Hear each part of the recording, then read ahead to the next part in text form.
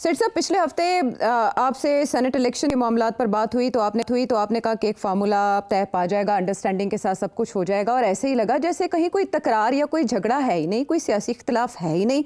ऐसी भाईचारे और हम आहंगी की फ़िज़ा हमें सेनेट इलेक्शन में दिखाई दी और बगलगीर हुए बहुत से मुखालिफिन एक दूसरे के साथ। तो यूँ लगा कि और भी बहुत से मामलात पर अगर ये मिलकर बैठे तो बात हो सकती है।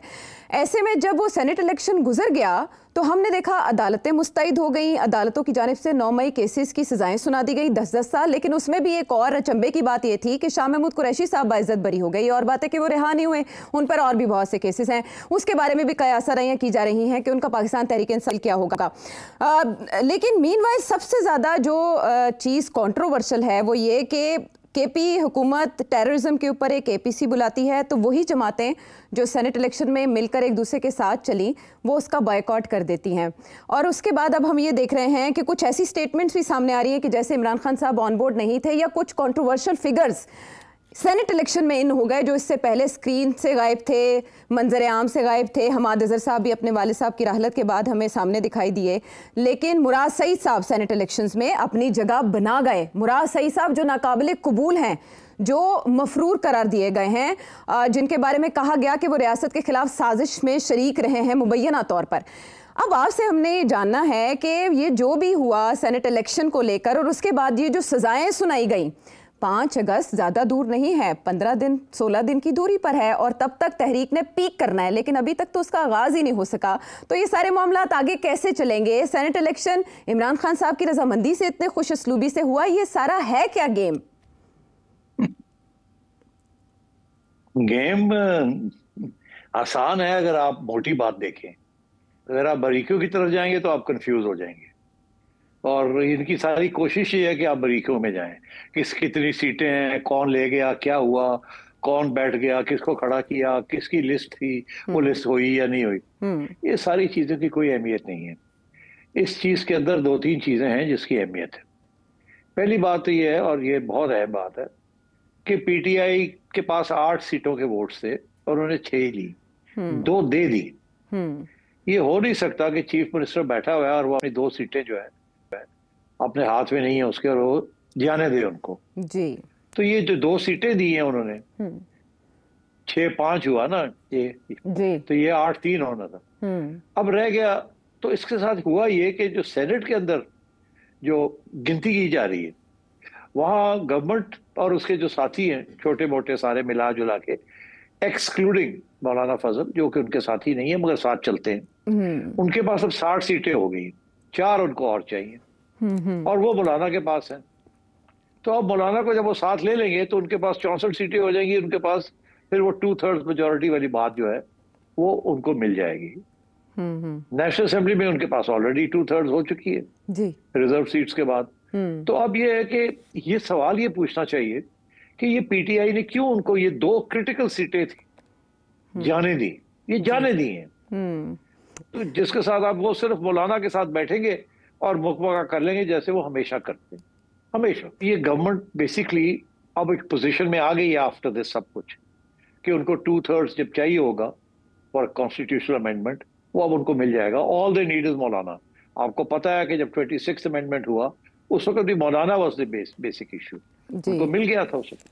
तो अब बात यह है कि दिस इज वेरी क्रिटिकल कि जी ये कैसे पीटीआई की लीडरशिप जो भी है इस वक्त उन्होंने ये होने दिया। एक बात, इसके ऊपर जवाब मिलना चाहिए हमें। अगला सवाल आपका आया कि क्या ये इमरान खान की रजामंदी से हुआ है या नहीं। अच्छा, मैं आपको एक बात बताऊं, ये जो गेम चलती है ना कि फलानी चीज इमरान की रजामंदी से नहीं हुई, फलानी लिस्ट जो है वो इमरान की रजामंदी से नहीं हुई, कुछ भी नहीं होता इमरान की रजामंदी के बगैर। ये मैं आपको बता दूं, सब कुछ इमरान खान की रजामंदी से होता है। जो चीज नहीं होती वो उसको जब पता चलती है तो उसको वो रेक्टिफाई करने की कोशिश करता है। कुछ लोग ऐसे हैं गंडापुर जैसे जो थोड़ी बहुत अपनी गेम भी खेलते हैं, मगर eight the end of the day आज अगर इमरान खान चाहे तो ये सब कुछ जो कुछ हुआ है इसको मुस्तरद करके कहे गंडापुर की छुट्टी कराओ, फलाने को मैं नॉमिनेट करता हूँ, तो गंडापुर नहीं खड़ा हो सकता। ये पार्टी ऐसी है, अगर आज इमरान कहे गंडापुर आउट जो नहीं दे तो ऐसे ही होगा। तो क्यों नहीं होता ऐसे? तो ये अगर आप सवाल पूछते हैं मुझे कि क्या इमरान खान को उसकी रजामंदी से हुआ है या नहीं। मैं आपसे ये कहूंगा कि eight the end of the day ये नहीं पूछना चाहिए कि उसकी रजामंदी से हुआ कि नहीं, ये देखना चाहिए कि हुआ क्या है और उसके साथ क्या असर पड़ेगा आगे जाके। अच्छा। अब बात यह है कि अगर रजामंदी से नहीं हुआ तो वो एक्शन ले ना। क्या एक्शन लेगा वो? कोई एक्शन नहीं लिया उसने।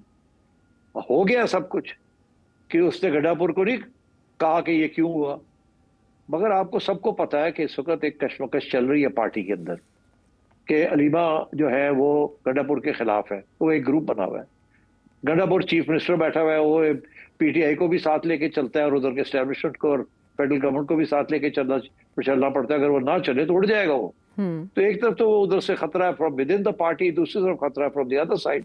तो वो दोनों को खेलता है और सरवाइव करता है। ठीक पब्लिक के अंदर गरजता है, प्राइवेट के अंदर जाके लेट जाता है।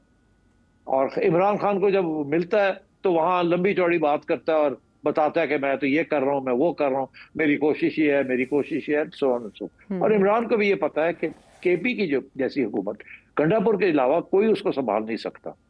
आज गंडापुर हट जाए, कोई और आ जाएगा तो ये गवर्नमेंट इनको खा जाएगी। गंडापुर तकड़ा आदमी है, गंडापुर दिलेर आदमी है और चालाक आदमी है, दोनों सब कुछ उसके अंदर है, इसीलिए वो गेम्स खेलता है। तो अब इमरान की रजामंदी थी या नहीं थी, जो निचोड़ निकला ये कि अब गवर्नमेंट जो है वो एक पोजीशन में आ जाएगी कि वो 2/3 मेजोरिटी के लिए अगला कॉन्स्टिट्यूशनल अमेंडमेंट, जिसकी बड़ी बातें हो रही है, काफी अरसे से बातें हो रही है कि गवर्नमेंट बड़ी कीन है कि वो 27th अमेंडमेंट लेके आए। अब वो उसके अंदर क्या होगा क्या नहीं होगा वो एक अलग मौजू है, उसके ऊपर भी बात हो सकती है इफ यू आर इंटरेस्टेड कि गवर्नमेंट के क्या इंटरेस्ट है। But at the end of the day ये government has succeeded and PTI has conceded. Government has succeeded और पीटीआई हैज कंसीडेड। अब आइए सवाल तो वही बनता है ना जो आप यकीनी तौर पे पूछेंगी कि अब आगे क्या होने जा रहा है। मैं असल में सजाओं के हवाले से भी जानना चाह रही थी कि वो अंडरस्टैंडिंग का जो इंप्रेशन आया था वो जायल हो गया इन सजाओं के बाद, और अभी भी जो रहते हैं 8 अगस्त से पहले पहले जो सुप्रीम कोर्ट ने कहा था इतने अरसे में मुकम्मल करें ट्रायल, उन रहनुमाओं को भी सजाएं हो जाएंगी जो अभी बाकी रहते हैं, जिन्होंने लीड करना है 5 अगस्त को। तो क्या मुस्तकबिल है तहरीक का? देखिए, मैं हमेशा अपने तजिए में ये कहता हूँ कि जब नेगोशिएशंस होते हैं तो टॉक फाइट होता है। ये सिर्फ रियासतों के दरमियान नहीं, या पार्टीज के अंदर भी, कि अपनी पोजीशन कोई नहीं छोड़ता और निगोशिएट करता है और आहिस्ता आहिस्ता कंसेशन दी जाती है, और जब तक मुकमुका हो ना जाए उस वक्त तक अपनी पोजीशन नहीं छोड़ी जाती। अब इनकी पोजीशन ये है कि हम एहतजाज करेंगे, गवर्नमेंट कहती है आप करके तो देखे, हम होने नहीं देंगे। कानून के तौर पे रोक नहीं सकते इनको, तो किस तरीके से रोक सकते हैं? उसी कानून को थोड़ा सा डिस्टॉर्ट करके गिरफ्तारियां करें, लोगों को उठा के ले जाए and so on and so fourth. तो वो पूरी तैयारी कर रहे हैं और ये अपनी तरफ से उनकी तैयारी को पानी फेंक रही है उसके ऊपर। लोगों को सजाएं हो रही है, अब आगे जाके गिरफ्तारियां भी हो सकती है एंड सो ऑन। तो ये चलता है, जब नेगोशिएशंस हो रहे हो तो ये चलता है, कोई खुली छुट्टी नहीं दी जाती किसी को। तो मैं बिल्कुल हैरान नहीं हूं कि ये गिरफ्तारियां होनी शुरू हो जाएंगी और अब कुछ सजाएं होनी शुरू हो गई हैं, और वो इसीलिए क्योंकि सबको पता है कि अगर नेगोशिएशंस पीछे चल भी रही हैं, जो चल रही हैं अकॉर्डिंग टू मी, तो ये जो फैसले आए हैं ये इतने खोखले हैं कि ये एक हियरिंग नहीं है हाई कोर्ट के अंदर, जब ये चैलेंज होंगे जो कि होंगे, तो मेरा ख्याल है सबको पता है इस बात का कि सजा हो जाए, क्योंकि काफी अरसे से लोग जेलों में है, सजाएं भी नहीं हो रही और बेलें भी नहीं दी जा रही, और ये एक शोर पड़ा हुआ था और इंटरनेशनल कम्युनिटी के लिए आगे भी बड़ी शर्मिंदगी का बायस है। तो अच्छा, अब ये गवर्नमेंट कह सकेगी कि जी वो तो सजाएं हो गई, अब उनके पास अपील है, वो अपील में जाएंगे, फिर देखा जाएगा, वहां भी हमारी अदालतें हैं। तो ये जो फैसला है ना कि इन्होंने इंस्टेड ऑफ ये रोना धोना, बेल नहीं हो रही, हियरिंग नहीं हो रही, पोस्टपोन हो रहा है, इतने केसेस हैं, सुना नहीं जाता, मुलाकातें नहीं करा रहे, इस चीज को खत्म किया जाए, सजाएं दी जाए और खत्म किया जाए, उसके बाद ये जाए हाई कोर्ट। जब हमें डील करनी होगी तो हाई कोर्ट से भी फैसले आ जाएंगे फौरन। तो आई थिंक इसमें मैं ये समझता हूँ, this is just to tell the PTI कि अगर आप टॉक फाइट कर रहे हैं, एक तरफ हमसे बात कर रहे हैं पीछे, दूसरी तरफ आप एहतजाज की तैयारी कर रहे हैं और आप कभी इधर जाते हैं कभी, तो फिर ठीक है, हम भी करेंगे। तो ये चलता है, मैं इससे बिल्कुल मुतमईन हूँ कि इसके साथ कोई एजेंडा खराब नहीं हुआ। जो बिहाइंड द सीन्स जो अंडरस्टैंडिंग डेवलप होने की कोशिश की जा रही है वो एफर्ट्स जारी रहेंगे।